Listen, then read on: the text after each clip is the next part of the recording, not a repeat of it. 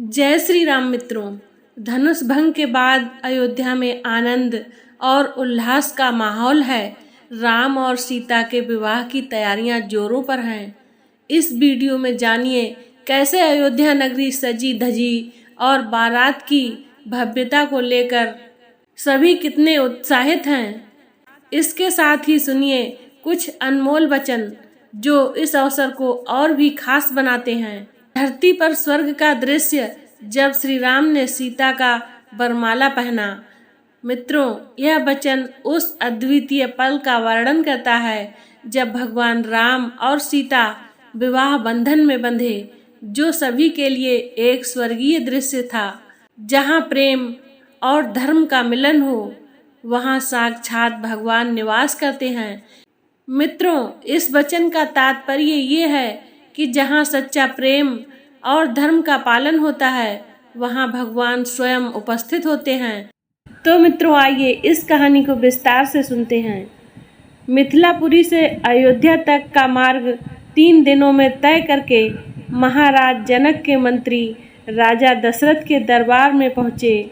रत्न जड़ित सिंहासन पर विराजमान महाराज दशरथ का सादर अभिवादन करने के पश्चात मिथिला के मंत्री ने कहा, हे राजन, मिथिला नरेश ने आपका कुशल समाचार पूछा है और महर्षि विश्वामित्र की आज्ञा से उन्होंने आपके पास यह संदेश भेजा है कि समस्त संसार को ज्ञात है कि मिथिला के राजा जनक की पुत्री सीता अत्यंत रूपवती, लावण्यमयी एवं समस्त सद्गुणों से संपन्न है।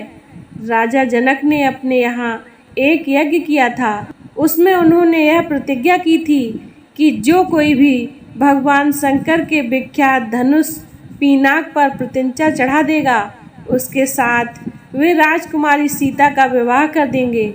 उस यज्ञ में महामुनि विश्वामित्र, राम और लक्ष्मण दोनों राजकुमारों के साथ जनकपुरी पधारे हुए हैं।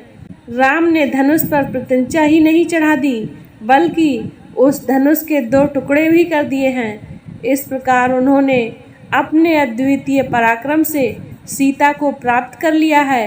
अतः राजा जनक ने आपसे सादर अनुरोध करते हुए यह संदेश भेजा है कि आप अपने समस्त परिजनों, बंधु बांधवों, मंत्रियों एवं पुरोहितों और गुरु वशिष्ठ के साथ शीघ्र बारात लेकर मिथिला पधारने की कृपा करें, ताकि राजकुमार श्री रामचंद्र के साथ सौभाग्य कांक्षणी सीता का विवाह वैदिक रीति से संपन्न हो सके और मिथिलेश कन्या के ऋण से उऋण हो सके। इस शुभ संदेश को सुनकर महाराज दशरथ अत्यंत प्रसन्न हुए। राम लक्ष्मण की कुशलता एवं अद्भुत पराक्रम का समाचार सुनकर उनका हृदय भाव विभोर हो गया। वे मंत्रियों से बोले, मंत्रीवर, हमारा हृदय राम और लक्ष्मण से मिलने के लिए बहुत व्याकुल हो रहा है। इसीलिए आप शीघ्र ही परिजनों एवं दरबारों के सभासदों के साथ जनकपुरी चलने की व्यवस्था कीजिए। समस्त बंधु बांधवों, राज्य के प्रतिष्ठित सेठ, साहूकारों, विद्वानों सबको बारात में ले चलने के लिए निमंत्रण पत्र भिजवाइए। सेनापति जी से कहिए कि वे शीघ्र ही चतुरंगणी सेना को तैयार करने का आदेश दें। यदि संभव हो तो ऐसी व्यवस्था कीजिए कि हम सब लोग कल ही प्रस्थान कर सकें, क्योंकि हमारे समधी मिथिला नरेश ने हमें बहुत शीघ्र मिथिलापुरी पहुंचने का आग्रह किया है। साथ ही परम पूज्य राजगुरु वशिष्ठ जी, वामन देव, जाबाली, कश्यप, मार्कंडेय, महर्षि कात्यायन आदि ऋषि मुनियों से यह भी प्रार्थना करें कि वे कल प्रातः काल ही हम लोगों के चलने से पहले ही जनकपुरी के लिए प्रस्थान कर जाएं। इस बीच में हम तीनों महारानियों को यह शुभ समाचार देने के लिए जाते हैं। इतना कहकर राजा दशरथ ने मंत्रियों को आदेश दिया कि वे मिथिला से आए हुए अतिथियों का उचित सत्कार करें और उनके खान पान, ठहरने आदि का समुचित प्रबंध करें। इसके पश्चात वे स्वयं राजप्रसाद के अंतःपुर में पहुँचे और तीनों रानियों को बुलाकर यह शुभ संवाद सुनाया। शीघ्र ही यह समाचार संपूर्ण अयोध्या नगरी में फैल गया। घर घर में मंगल गान होने लगे, नृत्य संगीत का आयोजन होने लगा। महाराज की आज्ञा पाकर मंत्रीगण और भृत्यगण विवाह की तैयारियों में जुट गए। जन जन के मन में अद्भुत उत्साह था। ऐसा प्रतीत होता था जैसे प्रत्येक व्यक्ति के भीतर विद्युत का संचार हो रहा हो। सभी लोग अभूतपूर्व द्रुत गति से समस्त कार्यों को संपन्न कर रहे थे। अर्धरात्रि होते होते चलने की सारी तैयारियां पूर्ण हो गईं और दूसरे दिन दल बल के साथ राजा दशरथ रवाना हो गए। 4 दिनों तक चलने के पश्चात बारात मिथिलापुरी पहुंची। यह ज्ञात होते ही कि अयोध्या नरेश ऋषि मुनियों, मंत्रियों, परिजनों एवं अपनी संपूर्ण मंडली के साथ नगर के निकट आ पहुँचे हैं, तो मिथिलापुरी नरेश जनक अपने मंत्रियों, पुरोहितों, मुनियों, विद्वानों को साथ लेकर उनकी अगवानी के लिए नगर के मुख्य द्वार पर जा पहुँचे।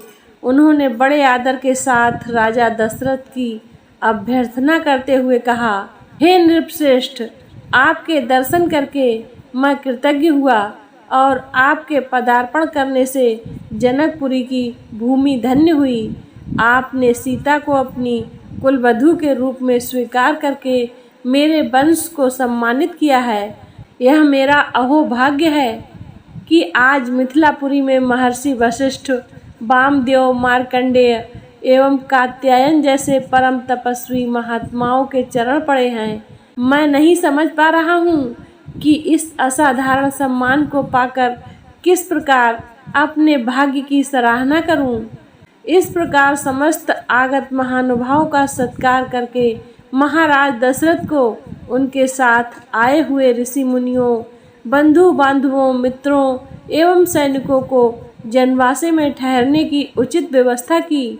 जनवासे में राजा दशरथ बहुत देर तक मुनि विश्वामित्र और अपने दोनों पुत्रों के साथ बैठे हुए उनके कृत्यों और पराक्रम का विवरण सुनते रहे।